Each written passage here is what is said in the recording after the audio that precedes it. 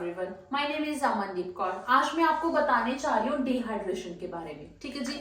सबसे पहले तो जो रिस्क फैक्टर होते हैं डिहाइड्रेशन के, वो फीवर हो सकता है, हाइपर वेंटिलेशन हो सकता है, कीटो एसिडोसिस हो सकता है और डायबिटिक इंस्पाइडस भी हो सकता है।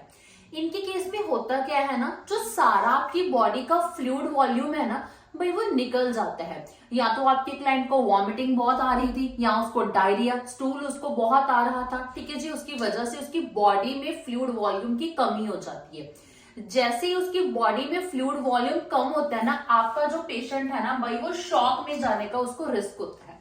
शॉक के आपके क्लाइंट को 5 सिम्टम्स आ सकते हैं। हाइपोटेंशन, बीपी बहुत कम हो जाएगा, उसको कंपनसेट करने के लिए हार्ट रेट बढ़ जाएगी, कोल्ड एंड क्लामी स्किन, ओलियूरिया and altered level of consciousness आपके क्लाइंट को भाई हो सकता है।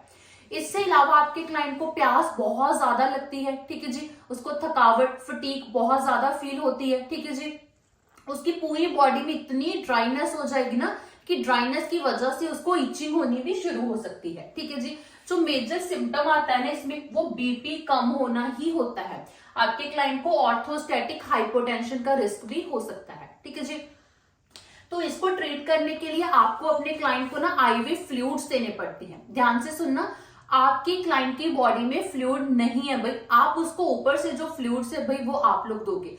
अगर कोई छोटा बच्चा है ना, तो उसके लिए आप लोग ओआरएस, ठीक है, ओरल रिहाइड्रेशन थेरेपी आप लोग अपने क्लाइंट को दे सकते हो। ठीक है जी। जो आप लोग पीडियालाइट के सोल्यूशन के साथ देते हो। ठीक है। काइंड ऑफ ये फॉर्मूला होता है, इसको पानी में घोलकर आप लोगों ने अपने बच्चों को पिलाना होता है।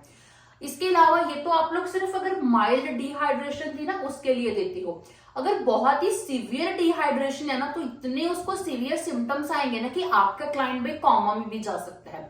उसकी वजह से आपके क्लाइंट की डेथ भी हो सकती है। फिर आपको उसको एमपीओ के ऊपर रखकर भाई अपने क्लाइंट को आईवी फ्लूइड्स है भाई वो चलाने पड़ सकते हैं। आईवी फ्लूइड्स जो होंगे वो वैसे तो आप लोग अकॉर्डिंग टू डॉक्टर प्रेस्क्रिप्शन चलाओगे, क्योंकि हमारे स्कोप ऑफ प्रैक्टिस में ये आईवी फ्लूइड्स रिकमेंड करना नहीं आता है। ठीक है।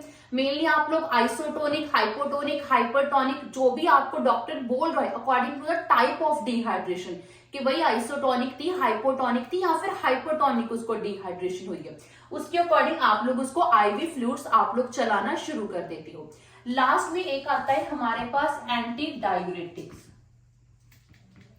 ठीक है जी। ये जो एंटी डायूरेटिक्स होती है ना, वो यूरिन आउटपुट को डिक्रीज कर देती है। ठीक है।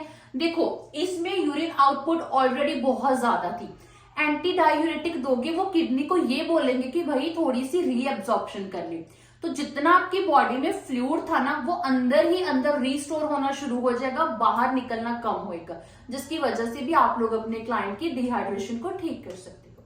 Thank you.